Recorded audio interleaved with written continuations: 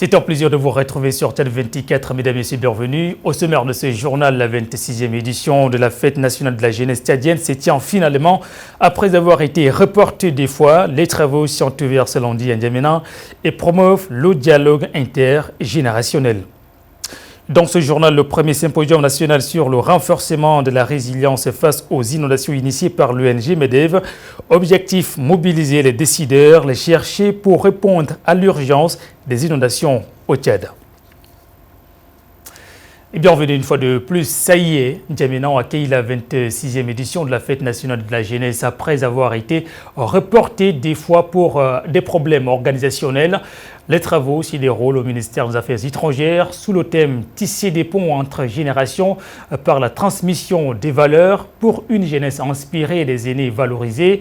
En retour au thème symbolique pour la jeunesse tchadienne, on fait le point avec Dimitri Dom. Est portée deux fois pour des problèmes organisationnels. La 26e édition de la Fête nationale de la jeunesse du Tchad se tient dans un contexte marqué par un taux élevé de chômage. Un point essentiel et déterminant de ces assises nationales, bien plus qu'un besoin urgent, après le Forum de la jeunesse de 2022. Loin d'un simple événement festif, cette rencontre est un espace de dialogue, de prise de parole, lié où les préoccupations des jeunes sont attendues au plus haut niveau. Toutes les organisations des jeunes, des responsables politiques, des chefs religieux et traditionnels, des diplomates et des militaires, se sont réunis autour d'un objectif commun, reconsidérer la place de la jeunesse dans la société. Occasion saisie par le président du Conseil national de la jeunesse du Tchad, Abakar Dangaya, qui appelle à renforcer les politiques en faveur de l'employabilité et de l'entrepreneuriat des jeunes. Cette fête nationale de la jeunesse permettra aux jeunes qui représentent l'espérance du futur et les aînés qui représentent eux aussi l'expérience et les chemins parcourus de débattre entre eux sans filtre, mais dans le strict respect des différences d'opinion, de toucher de doigt les réalités parfois dures et fâcheuses, mais très importantes à évoquer, donc longtemps cachées, qui freinent l'épanouissement commun des uns et des autres en faveur de notre patrimoine commun, donc le Tchad. Le ministre de la Jeunesse et des Sports, Mehdi Hamid Loni, lui, a insisté sur la responsabilité citoyenne, l'unité et la solidarité intergénérationnelle comme socle d'un avenir meilleur. Chers jeunes, le choix de ce thème et du format de cette fête à travers un dialogue intergénérationnel découle des défis majeurs auxquels notre société est confrontée aujourd'hui. La montée des discours de haine, la banalisation de la violence et le manque de sensibilisation quant aux conséquences tragiques des conflits. Ces dérives menacent la stabilité de notre nation et compromettent l'harmonie sociale que nous nous efforçons de préserver. Si la Fête nationale de la jeunesse est un pilier de mobilisation et de conscientisation, beaucoup s'interrogent déjà sur les retombées qu'elle pourrait avoir. Si l'avenir du Tchad repose sur la jeunesse, le Premier ministre Alamé Alena a insisté sur sa place dans les politiques publiques. Écoutez. L'occasion est indéniable pour vous inviter, chers jeunes du Tchad, à cultiver sans cesse le pardon, la tolérance, la solidarité, l'unité et la résilience à toutes les épreuves. Je n'aurais pas assumé mon rôle de Premier ministre, d'aîné et de père, quand bien même je suis jeune de 60 ans, si je ne vous mets pas en garde contre certaines pratiques préjudiciables à l'avenir du Tchad, notre pays, dont vous en êtes les futurs dépositaires. Ne suivez pas les personnes qui incitent à la haine, au communautarisme et à la division.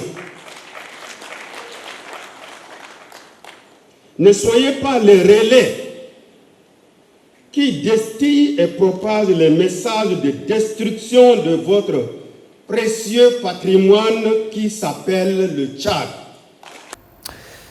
Entre espoir de changement, soif d'opportunités et besoin de reconnaissance, les témoignages des jeunes participants à la 26e édition de la Fête de la Jeunesse révèlent ce que représente réellement cette fête pour une jeunesse en quête d'avenir. Écoutez.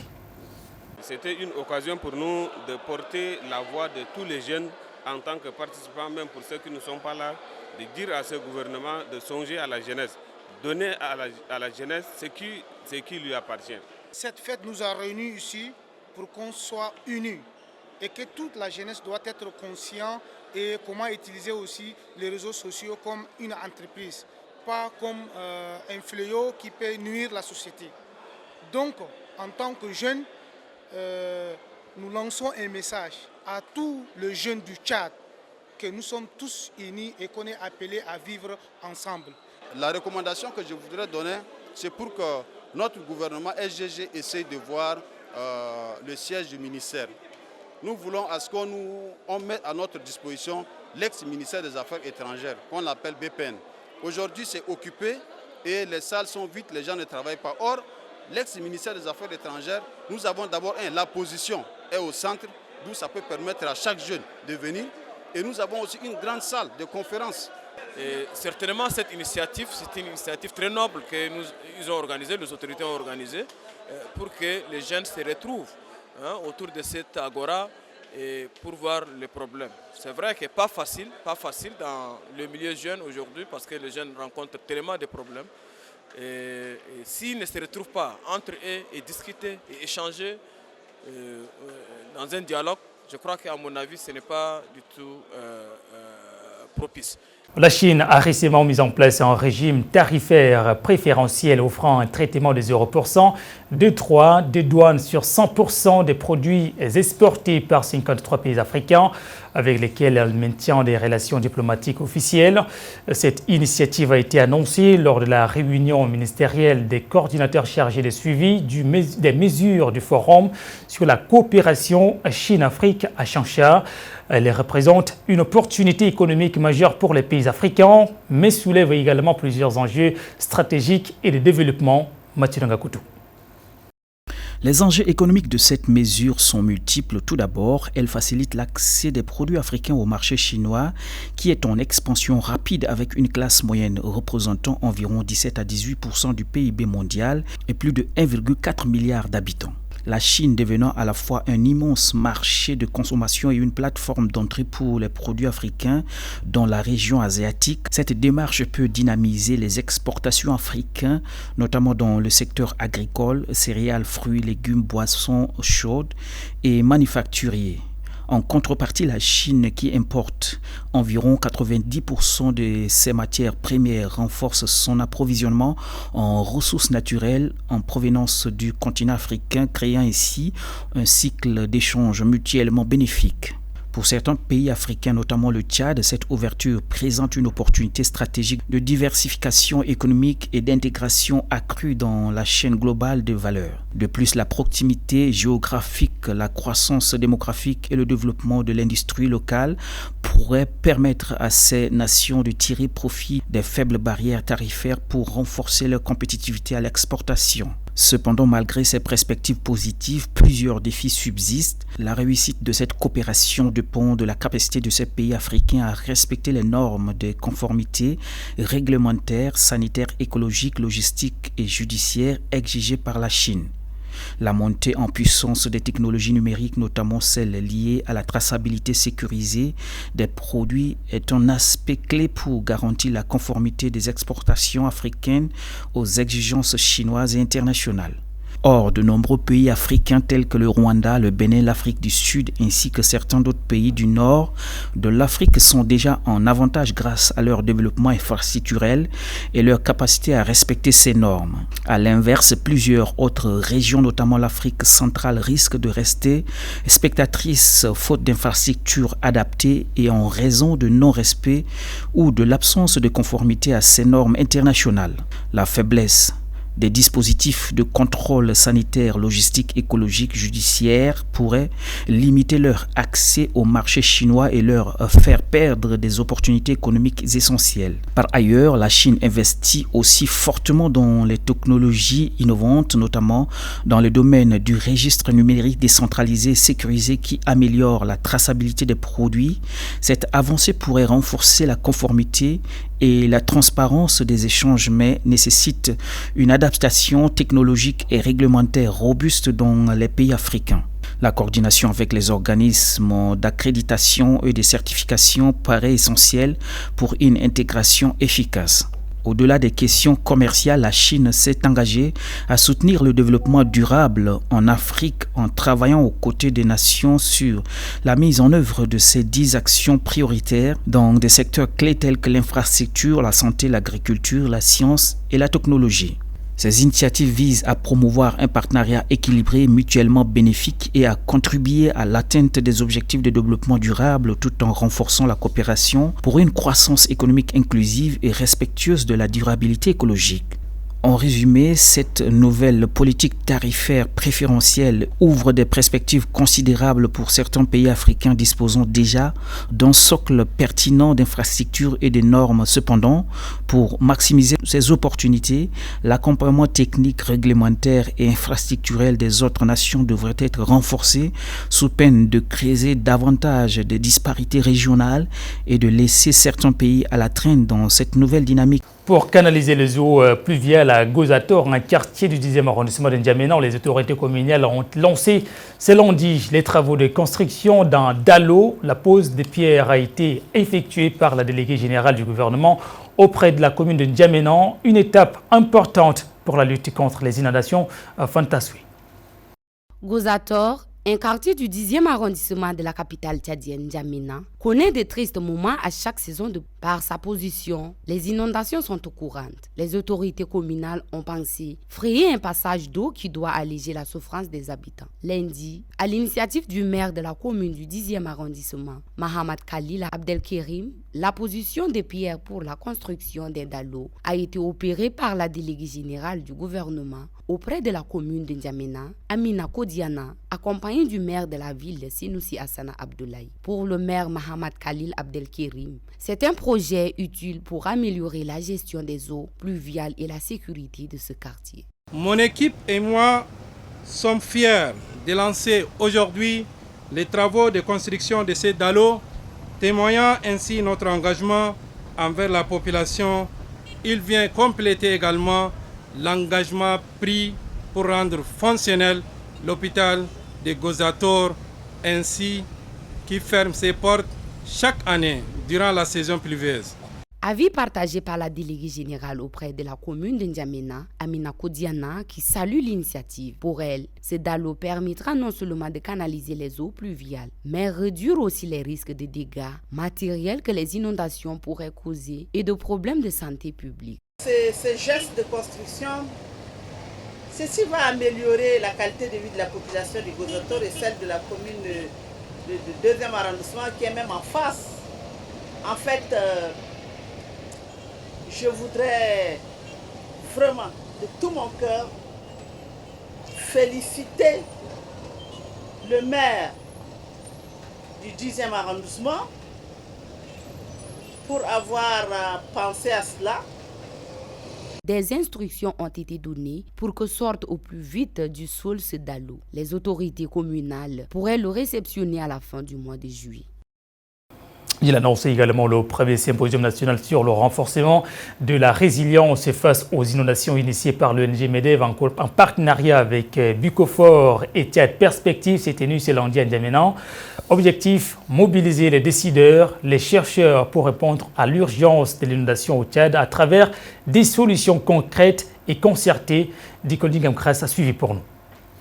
Cet événement marque une étape importante dans la réflexion nationale sur la gestion des risques liés aux catastrophes naturelles causées par le changement climatique, l'urbanisation informelle et non planifiée, la déforestation, la dégradation des sols ainsi que le faible entretien des infrastructures, plus particulièrement les inondations qui affectent régulièrement plusieurs régions du Tchad.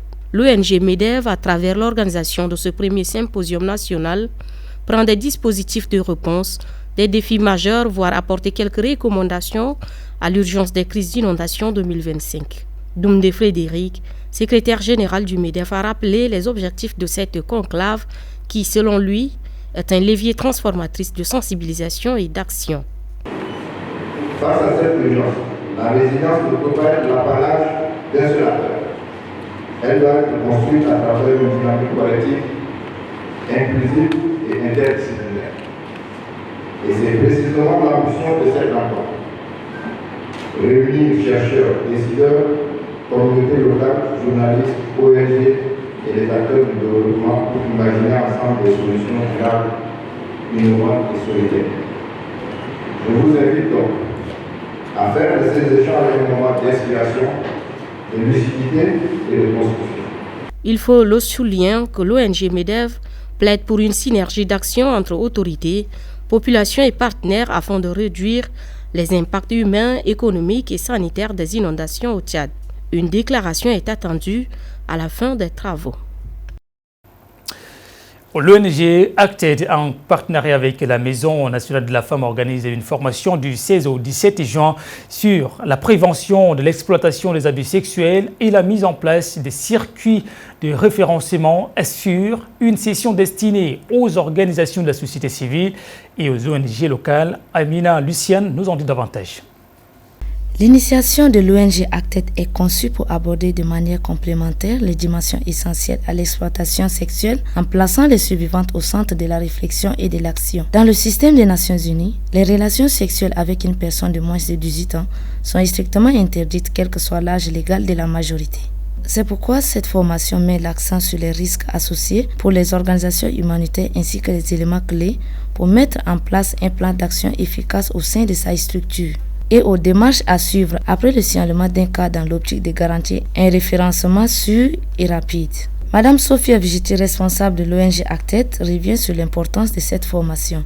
L'idée de ces deux journées de formation, c'est aussi qu'on ne peut pas demander aux victimes, aux survivants de dénoncer si derrière on n'est pas prêt à fournir un support adéquat. Et donc demain, on va se concentrer surtout sur qu'est-ce qu'il se passe après avoir signalé un cas. Comment et quelles sont les organisations qui peuvent gérer les cas. Et c'est pour ça que demain, plusieurs partenaires pourront venir présenter leur activité dans les différents secteurs. Le directeur de l'appui psychosocial aux victimes basé sur le genre de la Maison nationale de la femme, M. Nanto Ingeronil, lance un appel vivant à la population de dénoncer à travers le numéro vert tout acte de viol. Il est question de renforcer la capacité des différents acteurs dans ce domaine pour leur permettre de gérer tout ce qui est circuit de référencement sûr et plus efficace. Renforcer la dynamique et la synergie également entre les différents acteurs en matière de lutte contre les exploitations, abus sexuels et harcèlement, tout ça dans notre milieu en tant que tel. Mais le plus souvent, nous voulons également vulgariser la ligne verte qui est le 1390, qui permet surtout de dénoncer tous les cas d'abus, d'exploitation sexuelle ou de harcèlement quelconque dans la ville de N'Djamena ou des cas bébés. Une formation bénéfique à tous qui vise à renforcer la capacité collective des acteurs de la société civile et ceux des ONG. Elle met en avant la prévention de la prise en charge des victimes afin de favoriser une meilleure coordination. Et puis l'Académie du Sud-Ouest organise la première édition des Olympiades scientifiques dans la ville de Bangor, dans l'Umayo-Kibi-Est. Les précisions avec nos correspondants Gapili Blaise et Abakar Dine. Ils sont venus de 3 provinces que constituent l'Académie du Sud-Ouest, l'Umayo-Kibi-Est, l'Umayo-Kibi-Ouest et la Tondjilé pour la compétition. Les meilleurs collégiens et lycéens des différents établissements vont s'affronter pendant les Olympiades scientifiques. La présidente du comité d'organisation, Dr Makala Mouti Marceline, dit que pour l'excellence dans l'éducation est la pièce angulaire de ces Olympiades. Elle se réjouit de tous les efforts. Les Olympiades scientifiques sont des compétitions pluridisciplinaires qui regroupent plusieurs collèges et lycées des 3 provinces citées, Mayo-Kebi-Est, Mayo-Kebi-Ouest et la Tondjilé. Les Olympiades ont été instituées pour prôner l'excellence des jeunes dans l'éducation. Plusieurs reports ont été faits à cause des difficultés financières.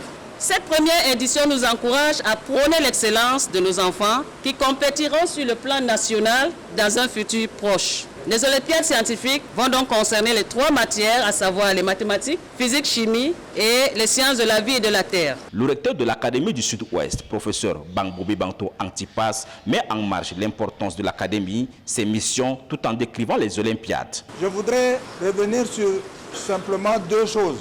L'importance des olympiades. Les académies sont mises effectivement en place pour être plus proches des apprenants, pour mieux administrer, pour mieux suivre. Un de notre programme ou alors de notre plan d'action, un des objectifs, c'est donc les olympiades. Justement, je ne vais pas revenir sur ce que la présidente a dit.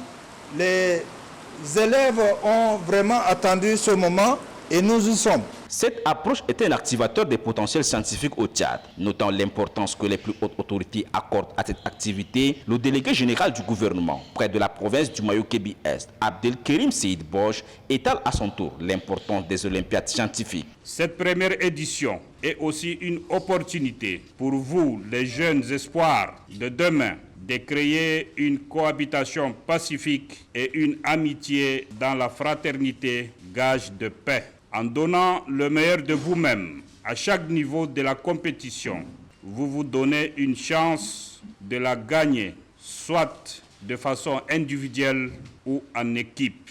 À cet effet, je souhaite une bonne chance à toutes et à tous et je déclare ouverte la première édition des Olympiades scientifiques et Universiade, première édition de l'année 2025. À l'issue de la cérémonie de lancement des activités, le délégué général du gouvernement près de la province du Mayo-Kébi-Est, Abdelkerim Seyd Bosch, ouvre la première épreuve qui concerne les mathématiques. Il faut rappeler que les Olympiades scientifiques se dérouleront du 16 au 17 juin 2025 autour des sujets scientifiques. Mesdames et messieurs, voilà tout pour cette édition. Merci à toutes et à tous de l'avoir suivi.